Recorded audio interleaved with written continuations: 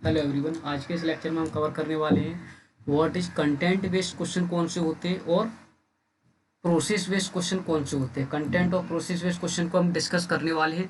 तो अगर हम बात करें किसकी क्वेश्चन को कैसे कैसे क्लासीफाई किया जाता है, तो कौन सा उसको हमने कंटेंट बेस्ड क्वेश्चन से क्लासीफाई करेंगे।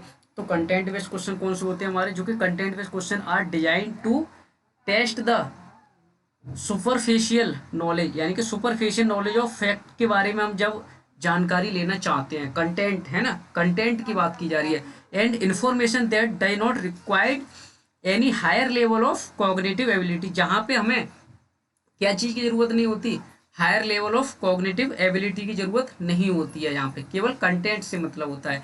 दे use cue word such as state, defined, identify, ये सारे वर्ड यहाँ पे यूज किए जाते हैं। अब कंटेंट बेस्ड क्वेश्चन में क्या क्या चीजें इंक्लूड होती है वो कर लेते हैं। कंटेंट बेस्ड में सबसे पहले तो फैक्ट बेस्ड होते हैं, कन्वर्जेंट क्वेश्चन होते हैं, क्लोज एंडेड क्वेश्चन होते हैं।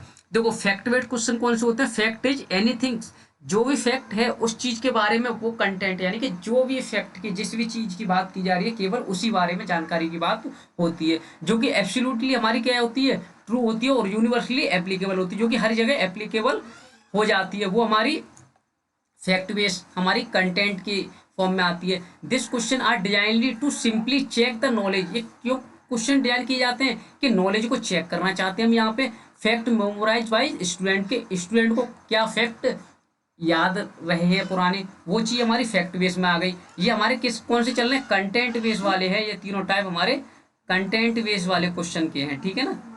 अब उसके बाद कन्वर्जेंट की बात करें, कन्वर्जेंट क्वेश्चन कौन से होते हैं कि कन्वर्जेंट क्वेश्चन हमारे assist to problem solving, are useful for basic process such as measuring, यानी किसी चीज को मेजर करना, कम्युनिकेशन करना, है ना, कंपेयर करना किसी भी चीज को, या फिर कॉन्ट्रास्टिंग करना, एक चीज की जगह पे दूसरी चीज का यूज कर लेती है ना, कॉन्ट्रास्टिंग की बात करते हैं। तो प्रॉब्लम सॉल्विंग हमारा कन्वर्जेंट के अंदर आता है।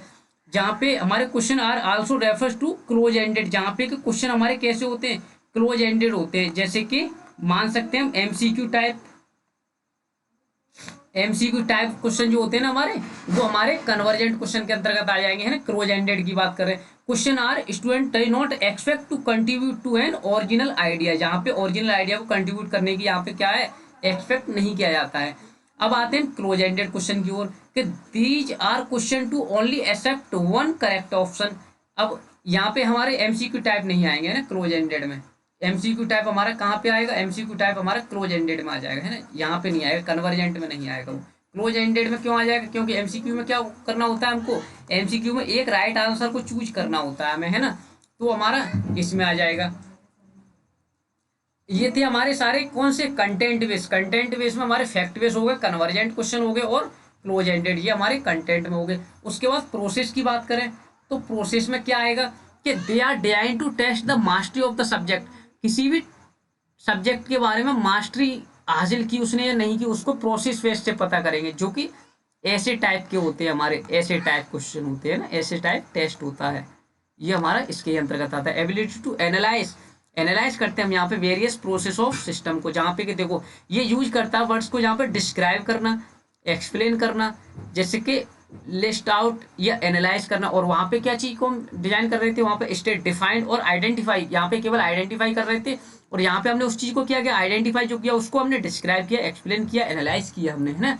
और इसमें कौन कौन से क्वेश्चन को इंक्लूड किया जाता है ना प्रोसेस में। तो प्रोसेस में हमारे कंसेप्ट बेस होते हैं, कंटेंट नहीं कंसेप्ट, कंसेप्ट बेस हो गए, डाइवर्जेंट क्वेश्चन हो गए और ओपन एंडेड क्वेश्चन हो गए। तो कंसेप्ट बेस्ड क्वेश्चन में हमारा क्वेश्चन डिजाइन किया जाए तो फोकस कहाँ पे किस लिए, कि ट्रांसफरेबल अंडरस्टैंडिंग टू हेल्प करता है ये हमारे स्टूडेंट को make the sense of their learning, वो अपने सेंस से लर्निंग को सीख सकें, वो हमारे कंसेप्ट बेस में आ जाएगा। उसके बाद डाइवर्जेंट की बात करें तो question are stimulate children to think independently, कि वो अपने तरीके से सोच सकें और इनकरेज कर सकें do their higher order to cognitive ability, को अपनी सोच समझ को एक तरीके से वो क्या कर सके, इंडिपेंडेंटली डेवलप कर सके। कंबाइनिंग द ओरिजिनल और नोन आइडिया, जो भी चीज ओरिजिनल है और उसके हिसाब से जो भी चीज है वो सीख सकते हैं एक तरीके से, है ना, थिंकिंग के हिसाब से अपनी। तो no idea into new idea, नए आइडिया जनरेट करना, वो हमारा डाइवर्जेंट में आता है। Question that student answer by the analyze, देखो यहाँ पे एनालाइज करना, सिंथेसिस करना, एवेल्युएशन करना ऑन देयर रिलेटेड नॉलेज को, क्वेश्चंस एंड प्रॉब्लम को सॉल्यूशन रेफर टू, हमारे वो डाइवर्जेंट क्वेश्चन के अंतर्गत आते हैं, ठीक है ना। ये हमारे एक्सटेंडेड पे मान सकते हैं हम इसका, है ना, कंटेंट बेस से अगर हम बात करें, इसकी कंपैरिजन करें तो। अच्छा, ओपन एंडेड क्वेश्चन कौन से होते हैं, जहाँ पे मल्टीपल आंसर दिए जाते हैं, वो हमारे ओपन एंडेड क्वेश्चन होते हैं। कि open question are those to encourage करता है यहाँ पे divergent and evaluating thinking process, evaluating thinking process के एक से ज्यादा मल्टीपल जो आंसर होते हैं ना, वो हमारे ओपन एंडेड क्वेश्चन के अंतर्गत आते हैं। तो ये दोनों डिफरेंस आई होप अच्छे से क्लियर हो भी गए होंगे आपको।